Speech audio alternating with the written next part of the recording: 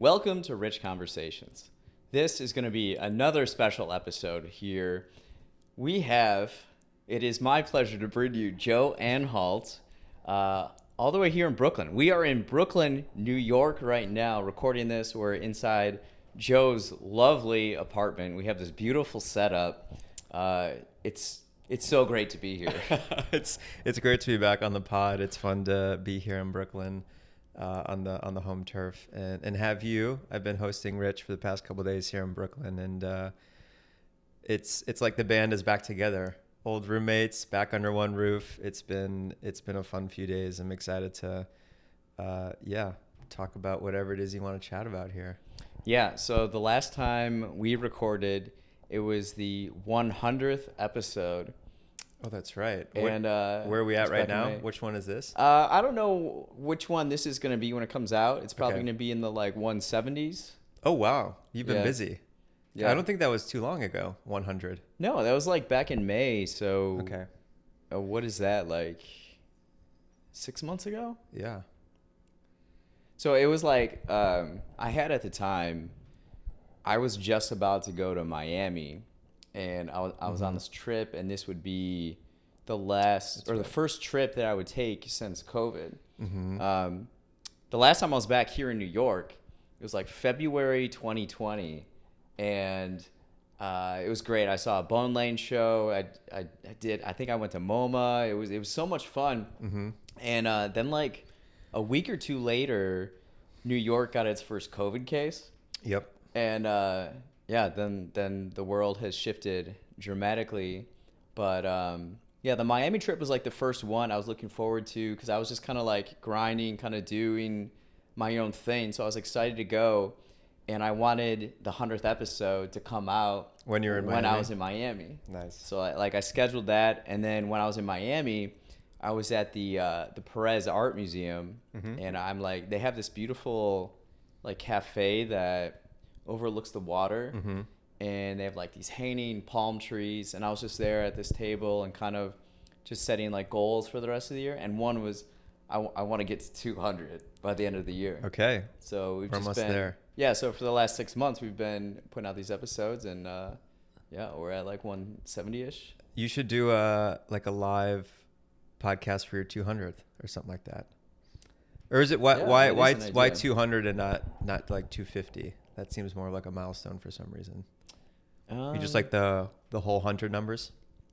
I guess so. There's really no. Yeah. No, I was just okay, I'm at 100. I want to do 100 more. I want to do 200 by the end of the year. And then you're I want to do 100 more. I want 300. Yeah. So every 100. Okay.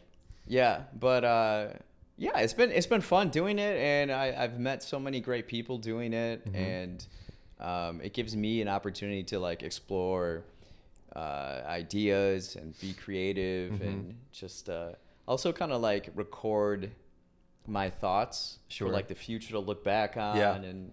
Yeah. So this is my third time on the pod. Yeah.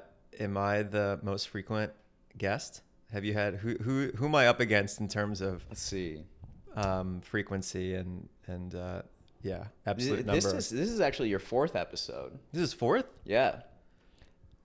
So the first one we did was episode 39. It was about The Last Dance. That's right. Oh yeah, at a station in Chicago. Yeah. That was fun. We recorded there. That was in the middle of... That was peak pandemic, because we were talking about The Last Dance, which was the only thing going on at that time. That was the only sports thing that happened. Yep. Oh, that was fun. Yeah. I mean, not fun, but fun looking back now. Okay, so that was the first one. And then what was the second one? Oh, that's right. At your place in Chicago. And then third, we did virtual. And now fourth, we're doing here. Yeah. Okay, so fifth, I think we go international. I think we just go somewhere just to record our fifth version of Rich Conversations. Yeah. Well, I feel Joe is always a test subject. The first one we did, The Last Dance, we recorded in Lincoln Station. Uh-huh.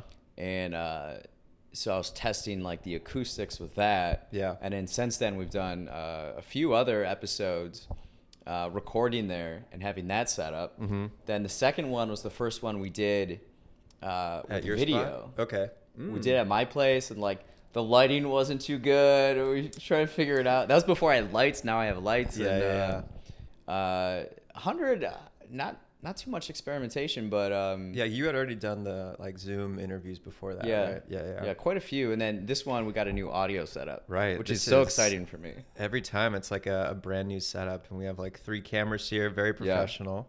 Yeah, I'm always happy to be a beta tester, an early adapter, whatever. Yeah. Yeah. yeah. Joey's always been a great sport about Oh yeah. experimenting, trying new things. So yeah, it's been good. I've been here in New York. I haven't spent much time in Brooklyn before, other than we went to a Bucks Nets game in February 2019. That was like the first time I came out to visit you since you moved out here. And that was cool. That was like a cool. We went to the game, and then we went out. We went out before, and then we went to like a Dinner after somewhere. like a chicken and Oh, waffles. that's right, Sweet Chick. Yeah. Yeah. Yeah. That was pretty good. That was your only Brooklyn experience prior to this visit? So then I was thinking again, like, wait a minute. I feel like, so my friend Carlita also lives that's in right. Brooklyn, and I think while you were I think there was another time where I came in, I flew in, got here early, and then I came to Brooklyn, visited her at the place that she works, and then I met up with you. Yeah. Okay. I think that's the last time. Yeah. This is your first extended Brooklyn stay. Yes. We'll just say that. It's Okay, cool. It's been good. I like Brooklyn. Good. We've had like off the record conversations about Brooklyn and Manhattan. Yeah, they were not rich conversations yet. They were just conversations. Yeah, they were like poor conversations. Yeah. This is the rich conversation. Yeah. It's a little bit. It's more chill. It's a little bit more laid back. A lot more. And I don't know if that's just like this area. We're in Fort Greene, and the buildings are so beautiful. You have all these brownstones, and they're old, and not as many like Manhattan. It's like almost like every single. There's like a some type of store. Like every 10 single feet. every single doorway. There's a little more room to breathe here. Yeah. But it's still much more dense than most cities in the country. But yeah, you do get more space, more breathing room. It's a bit slower paced. There's more like actual neighborhoods, like families and stuff like that. It seems like it's a natural progression for most New Yorkers who move here, maybe in their young to mid 20s, and then they kind of have their stint in Manhattan. And then they want just, more space. They want to slow down a little bit. Maybe they want to start a family. And Brooklyn, you just get more you get more space, you get more freedom. And it's just a little bit easier to navigate the city. And it's not too bad. Like some people, it kind of sucks sometimes, like taking the train into the city on weekends and stuff like that. But you get used to it. And we love it here. We moved in here in February, and it's like this neighborhood specifically, like Fort Greene, is just like it's so charming. It's so fun just like walk around the park in the morning.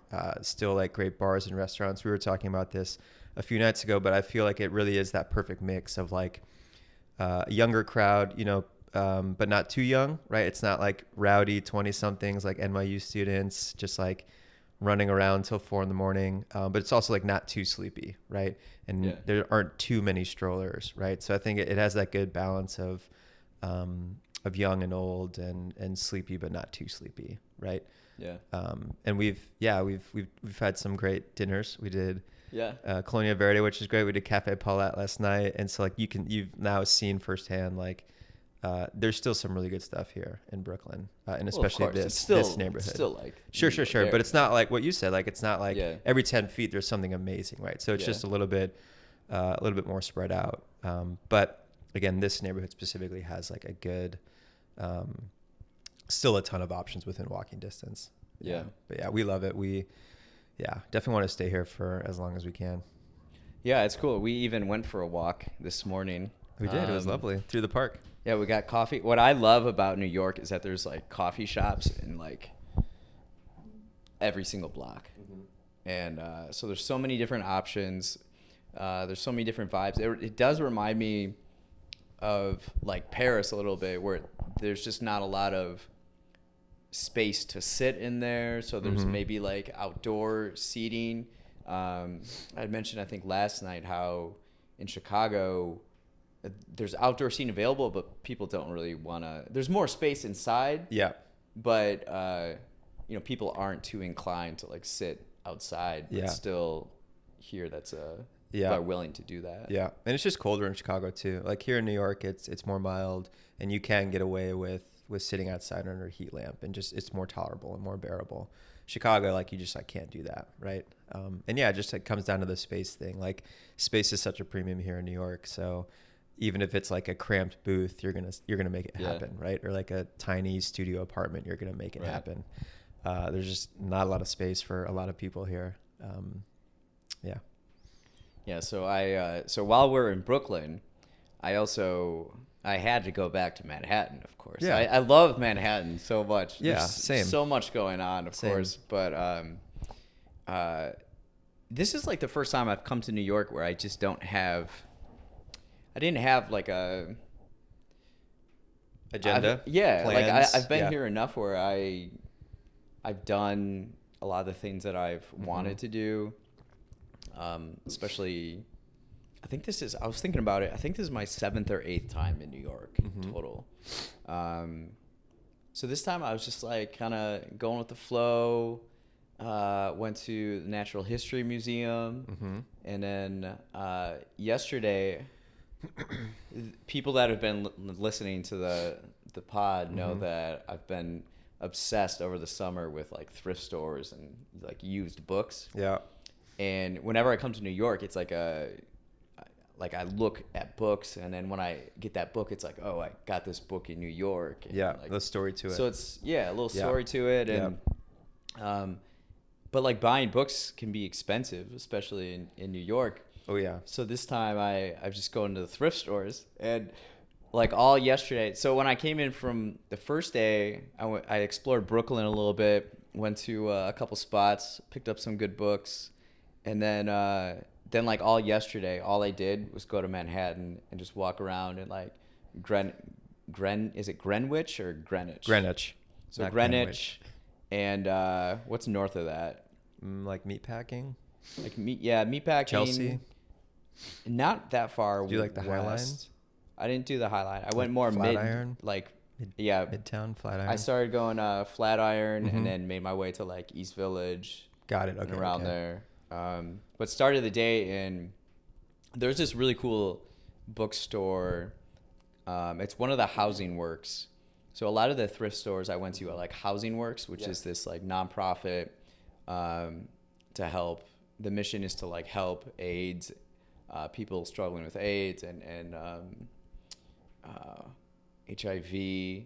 So a lot of the profits go to that.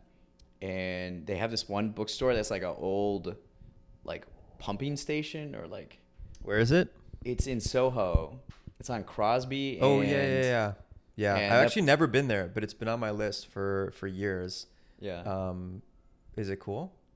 Yeah, it's like, I think it's one of my favorite places to visit In New York? or like, yeah. Oh really? Oh, interesting. So then I went there, and then I Nice. started like going up, and they were like moving something, and then they had like vines or something like, on the entrance, and there was an event going on. Oh, They're okay. like, "Are you here for the event?" And I'm like, "No." So then I kept walking. So that was my first. That's the story. Yeah. Okay. So I wanted to go to the thrift store and that bookstore in particular to start my day. Yeah. So then I had to like walk a lot more than I wanted to. Did you hit up the Strand bookstore? No, I've been to that one. Yeah. It's huge. Are you at the point in your New York career where like I'm not going to the Strand? Like you're looking for that underground bookstore. Got it. That's a good place to be. You know, you're like exactly what you just said. Like you've been here enough. Like you know what to do, and now it's what not to do for sure, right? Yeah. Which maybe is more valuable than knowing what to do. And now you're like getting into that second, third kind of level of like New York, like hidden gems. Yeah. Also like maybe like your favorite spots too, right? Yeah. So as much as I think we're similar in this way, like we love new things, right? Mhm. But I think we also appreciate having those go-tos and like the favorite things to do, Yeah. right? The favorite cafe, the favorite bookstore, favorite movie theater. And, there comes a time where, yeah, you want to have those favorite things and maybe befriend a bartender or a bookstore employee. And it's cool to Yeah. see you have those places in New York where you don't live, but you've been here Yeah. so many times that now like, oh, that's my favorite spot to go to. Yeah. And then I'm sure you have like your favorite neighborhoods and museums and stuff like that too. Yeah. That's a cool moment to be at for sure. Yeah. So that was a nice day. It was like, Mhm.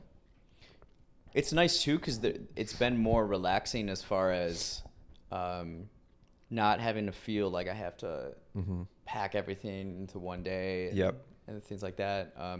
As you know, like the first day I was here, I was not feeling well. I was Yeah, you were like, a little I've under had the a weather. cold for like Yeah. 10 days. I felt bad. Oh man, I was felt bad. like, man. Much better spirits today. Yeah. Every single day we and get better. the past few days. Do you have a favorite? I mean, you work in Soho, but do you have Mhm. a favorite like neighborhood in Manhattan? Yeah, I'm partial to like Lower East Side, Chinatown, kind of where I used to live. Oh, yeah, obviously sure. I'm biased because I spent like 2 years there, but it has a lot of my favorite things. It has amazing restaurants. It has really cool art galleries. It has some like cool bars to go out at night. It has one of my favorite movie theaters in the city, the Metrograph. The walkability is amazing. Art galleries. It's classic New York. It's dirty and like edgy and just rough around the edges. There's also some like amazing new retail opening up down there as well with like menswear and women's fashion. And it's like not overrun with like young people. There's a ton of culture down there. It has a lot of things that I love about cities, and it's so dense, right? It's exactly what you were saying earlier. It's like every 5 feet there's like a bodega or a cafe or a restaurant. A lot of history in that neighborhood as well. But I still find myself gravitating there. One of the reasons I love going into the office is because I can just kind of meander around downtown. It's very easy to get from like the west side of the city to the east side, especially like as further downtown as you can get. I'll catch a movie at Metrograph. I'll go like have dinner at Cervo's. It's a very cool spot. I love taking people who are visiting New York for the first time because I feel like that's a very like New York experience, and it's not super touristy either, which is another reason why I love it. Like you really have to go out of your way. You really have to know New York. You have to have been here 5, 6, 7 times to seek that area out. But yeah, it's such a cool neighborhood. The only downside is there's really no green space there whatsoever. Like it literally is like a concrete jungle. So that was the thing I missed about living in Brooklyn when I lived there, is there was just like no green space. And like I'd go for runs like on the river, like the access to the water was pretty cool, and like the views of Manhattan Bridge and Brooklyn Bridge. But yeah, definitely concrete jungle like everywhere you looked. Yeah. Something I mentioned this before. A couple things stood out to me or like struck me this visit is that like how much I just love the grittiness of the city, and like how we know that like New York has energy, but the people, there's like a confidence about them, and everybody like as far as fashion goes, it seems like people just wear whatever they want and just like rock it, and they're just not afraid to be themselves, and no one's like judging other people about what they're wearing or like who they are. It's just like everybody's here doing their thing, and nobody minds that the streets are a little dirty, or there's the MTA is not as clean as, doesn't run on time, doesn't show up. Like it's just part of it. Whatever. It's part of the grid. It's part of the charm of New York. That's one thing that New Yorkers love to talk about is just how shitty the city is, right? And that it's kind of like a rite of passage to start having those conversations. And now you're having those conversations. But yeah, and it's so weird when something new is built, it just feels a little off. Yeah. It feels like, wait, what is this doing here? Like Yeah, this, what like are you beautiful. trying to do over yeah, here? yeah, like that's not very New York, right? Like Yeah. Hudson Yards is a perfect example of that. These like big, brand new, shiny buildings with luxury retail, restaurants, this like big staircase that's like a big art installation essentially, and it just doesn't fit, right? And it's surrounded by all these like old buildings, and it's just too nice and clean, and it's like too big. There's too much space. Yeah. Whenever I go into a restaurant and it's too big, there's too much space, I'm like, this feels weird. Like, and which is like normal in any other city, right? Like big restaurants with big footprints in Chicago, like that's just the norm because there's space there. In New York, like it's strange because you don't see it very often. So when I do walk into a restaurant, that I'm trying to think of an experience recently like this, but it just feels like something's off. Like there's too much space, or like if it's too clean. Again, it's just like that's part of New York. That's part of the charm. Yeah, is the dirtiness and the griminess. Yeah, and like people, as far as like what people prioritize in New Yorkers' lives, that just doesn't. They don't really mind that. It's not. Yeah, it's just navigating life in New York is a struggle, every day, that people just don't have time to like notice other people, right? And that's why a lot of people, when they first come here, they think New Yorkers are cold or standoffish, and the reality is we're just like trying to navigate this city with millions of people, and we have only so much space to do it, and we're trying to get from point A to point B with like a shitty subway system. Like that in and of itself is challenging and nerve-wracking, and the next thing you just want to deal with that yourself, right? And so like bringing other people into the mix, there's obviously going to be conflict and people are going to be short, but once you get past that, I mean, New Yorkers are nice people. Yeah, everybody seems nice, right? When I'm here. Exactly. It's just navigating a big city, whether it's New York or London or Tokyo, Shanghai, it there's always a certain level of stress like under the surface, right? And it's challenging, and it's not easy every day, and it's easy to have stuff get under your skin more so than other cities where it's a bit more, it's just easier to navigate, right? Yeah. So it seems like for you it's gotten easier to navigate, and now you're here in Brooklyn.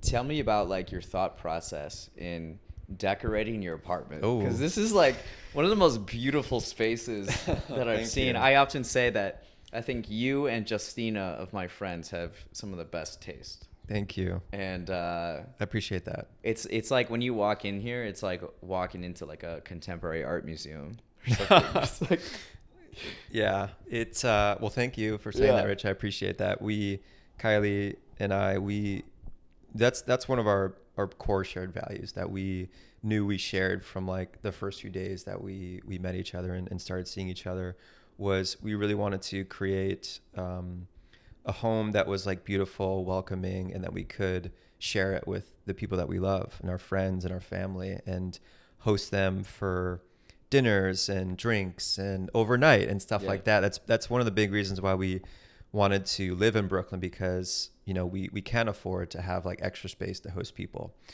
and with that, I feel like it kind of naturally, if you want to host people, you want your space to look and feel welcoming and warm, and just like fucking cool, right?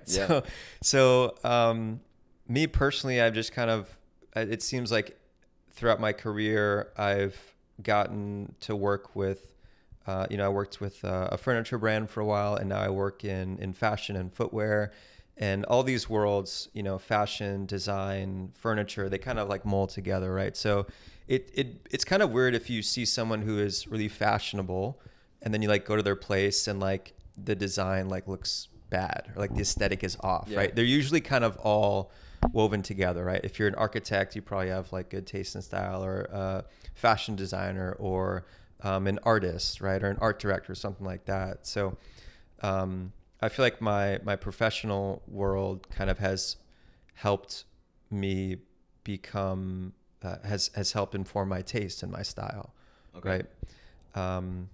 And yeah, also just seeing what other people are doing with their spaces and with their fashion. And it really is, if you were to do, in New York in Soho, like people watch and see like, oh, I like what that person's wearing. And then you go to a store and you try it on and see if it works for you. Right. So I'm doing that when I go over to other people's homes and kind of taking what you like and what you don't want, or watching a movie or flipping through a magazine, stuff like that. And feeling inspired by that and trying to bring that into your own home, your own style. And I feel like I've come a long way in my when I was a kid. Like I wasn't really like interested in those things at all. Yeah. And it's definitely been like a learned behavior, and I think a lot of it has to do with again, like living and working in big cities, and just the people that I surround myself with. I'm fortunate to have very creative and artistic friends, and I feel like I'm nothing like I feel like my style taste is like basic compared to like my friends. Like I'm like trying to like get to their What a level. scale. Yeah, exactly. Yeah. Right. It's all like perspective, but it's definitely been like year over year learning, and not just like with furniture, but like interior design and like art and culture. And I feel like you probably had a similar journey with museums and stuff like that, right? And just learning more about it. And I'm a very visual person, so again, if I see something out in the world, I'm going to try to replicate that, but have my own kind of spin on it, right? So I probably a journey very similar to a lot of other people's. And again, I've just been fortunate to work in creative fields and have a lot of creative friends where I'm able to be inspired by them. And I'm at the point now where I seek those learnings out, right? I'll go to an art gallery, or I'll go into a retail store and try on some clothing, probably way too expensive, but again, just to see what it looks and feels like.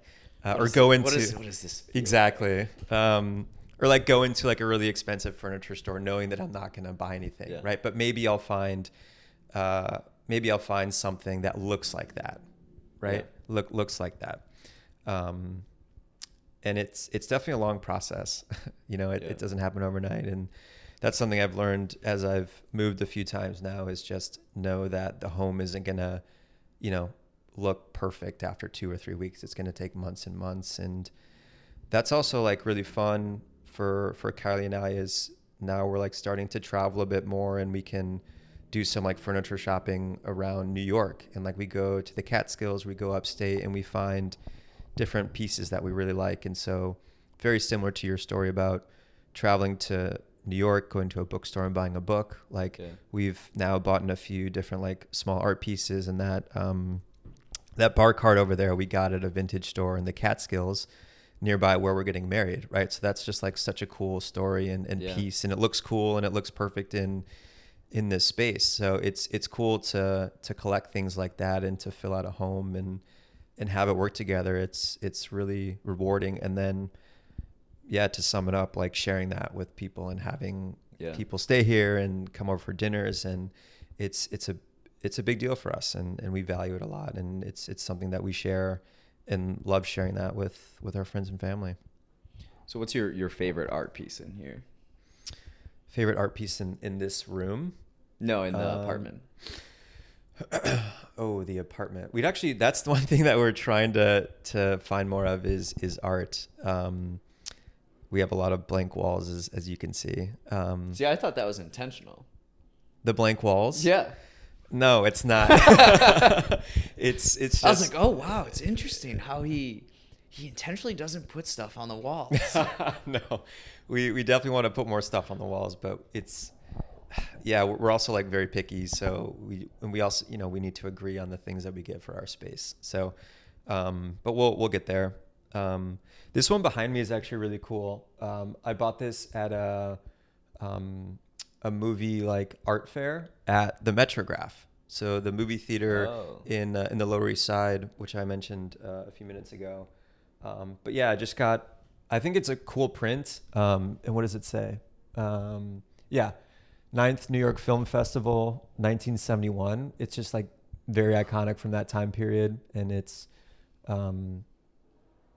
Yeah, I like it. It's cool, and just put a simple frame around it. But yeah, I got it at the Metrograph. I went there. It was like a 2-day fair, and I saw on the first day, I was like, "Oh, this is so cool! Like, if it's here tomorrow, then I'll buy it." And I went back, and it was there, and got it. Bought it. Yeah. Nice. So it's got a nice little story to it as well. What?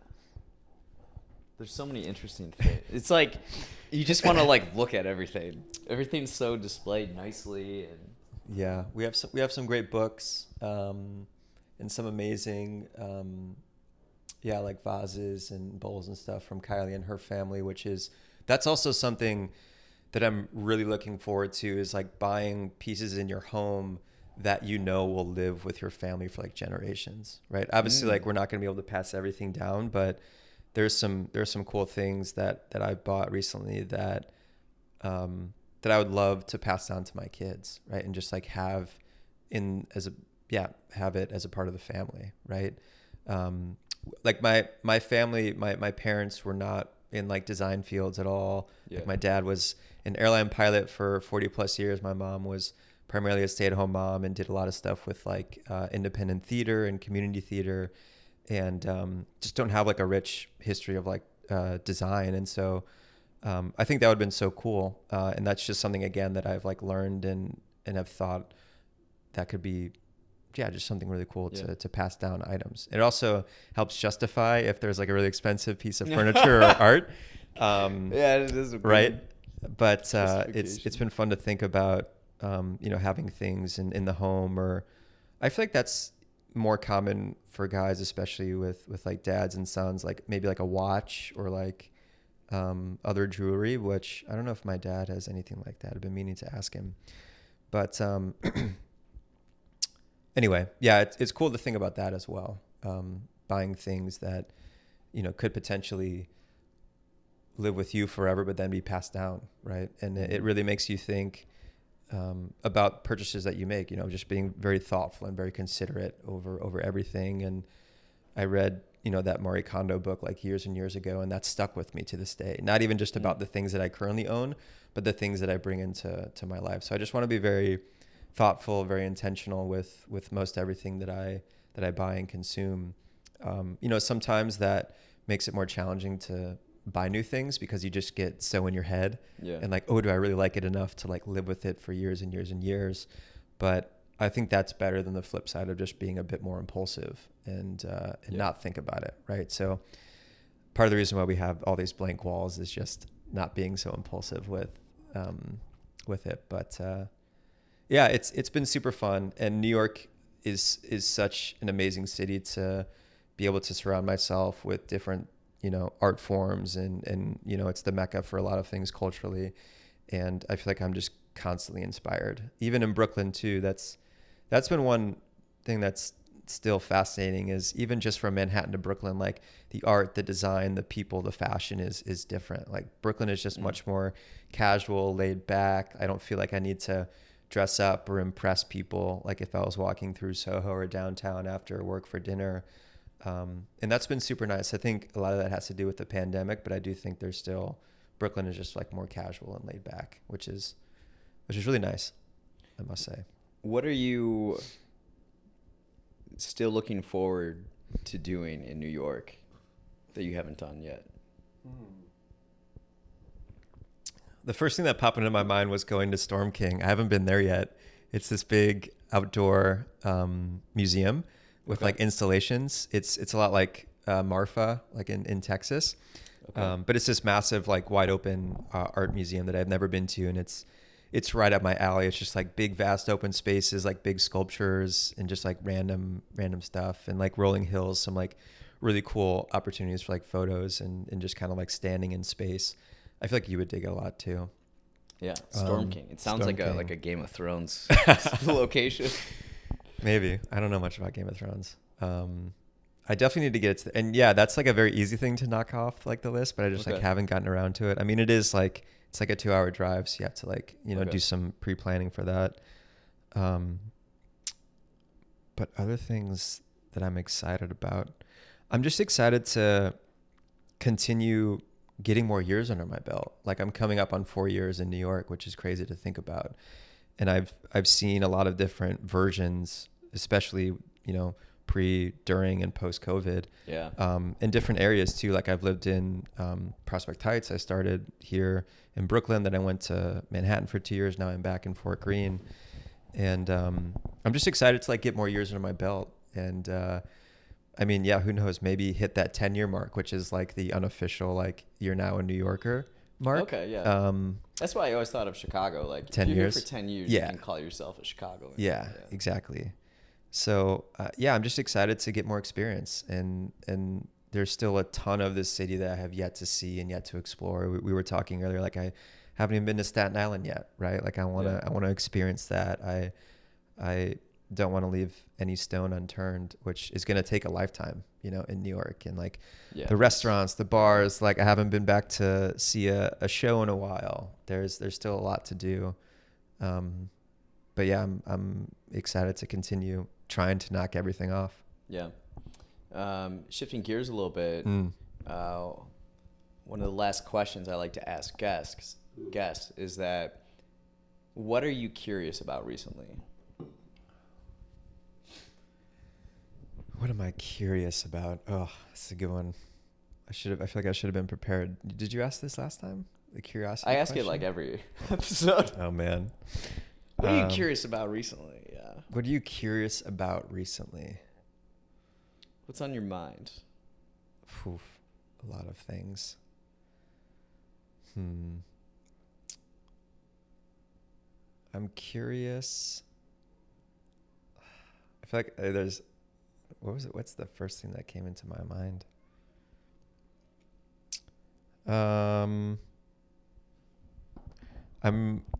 I'm planning a wedding, as you know. Yeah. And I guess I'm just curious what I'm really curious what like wedding day, what I'm gonna feel. Oh, interesting. It's something that we had this really lovely engagement party here in New York for like our friends in New York, and we're keeping the wedding pretty small, so we just wanted an opportunity to invite like extended friends who, you know, can't come to the ceremony. And it was like lowest stakes, you know, it was like a home court game. Like it was down the street at Paulette, like wine bar, middle of the afternoon on like a Saturday, just our friends. Like my family didn't come in for it, like some of her family, but again, it was just kind of like a friends, like, hey, we're getting married, like let's have like some wine together. Yeah. And I woke up and I was just like pretty nervous, and I don't know That why. day? Yeah, that day. Okay. And I had like the butterflies, and I was like excited but also nervous, and I knew I wanted to say something at the event, just like a thank you guys so much, and you know, this is like a little bit of our story. And yeah, I was just like a little nervous, and I got excited, and you know, we were like running around here just like getting ready for it, just making sure like everyone was gonna have a good time, and like, did we order like enough wine, and like, should we have gotten more food, and are we like dressed too casually, and like, you know. And so I guess I'm just curious, like, if I'm gonna be able to like keep it together that day.